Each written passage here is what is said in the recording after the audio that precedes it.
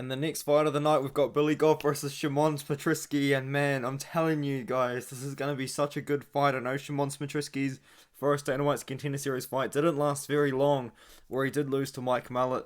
I picked Mike Mallet to win that one, so I'm 1-0 on Shimon Smotritsky fights. Let's get into it. So Billy Goff, he's a good fighter.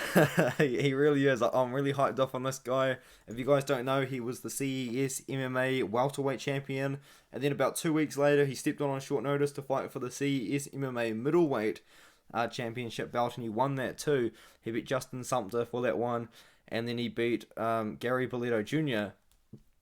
for the welterweight strap. But if we're talking about Billy Goff, this guy's tough, man. He's got really good elbows, he's got great ground and pound, he's also got very good wrestling as well. And what he likes to do is he does like to strike. He does like to strike to the body and to the head, but he does wrestle when he needs to and when he wants to as well. And when he does that, he does end up doing a bit of ground and pound. He recently won, I believe it was a ground and pound win over Justin Sumter was his last one there, but he's got 5 wins by KO and 2 wins by submission, 2 decisions, sorry. If we go on to Shimon Smotritsky, I would say he's more of the grappler of the two. He's got good wrestling, he's got good jiu-jitsu as well. He's a little bit of a chain wrestler in a way, like once he kind of gets onto a takedown, he doesn't really let it off. He kind of tries to drive through and get more and more, and you know what I mean? Like he doesn't let off a takedown if it initially gets somewhat defended. And you know what? He does have good grappling. He probably is the better jiu-jitsu artist out of the two. He probably is the more likely to get a submission on the ground out of the two. I mean, Billy Goff doesn't actually have any submission wins in his career to kind of start with. But he's only 21 years old. You know, he recently lost to Mike Mallet. I mean, in my honest opinion, I think that Shimon Smotritsky is stepping in there too early. You know, he's 21 years old.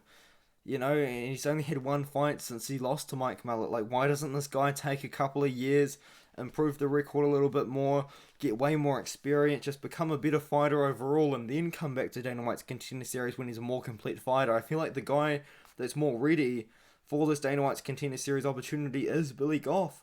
Like, I genuinely do believe that. Billy Goff has got some great wins in his career, man. Like, you go to this Hobson Gracie Jr. fight, he was like a plus 500 underdog against Hobson Gracie Jr.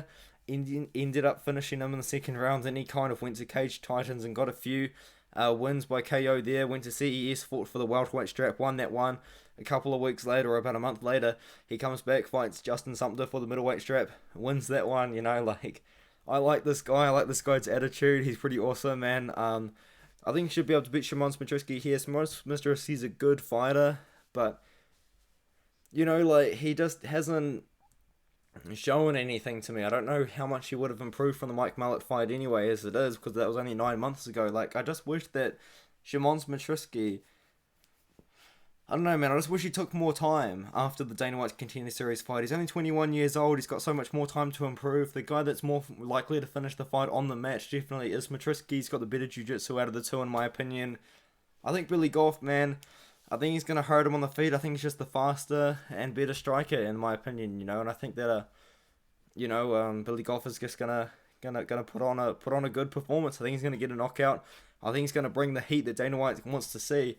And I really do want to see Billy Goff in the UFC. I think he's a great fighter. I think he's exciting to watch. He does impress me quite a bit. So, yeah, give me Billy Goff to win by KO in this one here. I think that we do see Billy Goff eventually beat Shimon Smotritsky. I think the fight probably does leave the first round, so I'm going to give it a second round KO for Billy Goff. He does have heat in those hands.